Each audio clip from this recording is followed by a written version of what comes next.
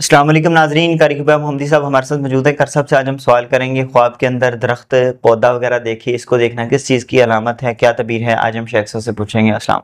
दौलत की अलामत है जी। वालेकुम अस्सलाम, बिस्मिल्लाहिर्रहमानिर्रहीम।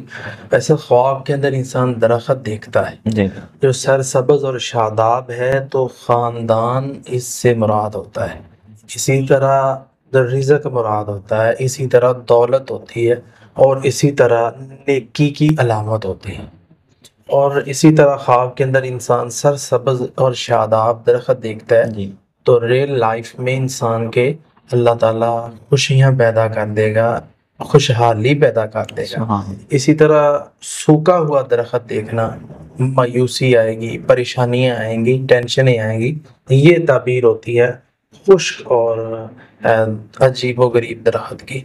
तो इसलिए अच्छा ख्वाब आए तो अल्लाह का शुक्र अदा करना चाहिए, बुरा ख्वाब आए तो उसको ज़ाया करना चाहिए और अल्लाह ताला से नुकसान से बचने के लिए दुआ करनी चाहिए। आमीन, बहुत शुक्रिया जी नाजरीन। अगले प्रोग्राम में फिर हाजिर होंगे। अल्लाह हाफ़िज़।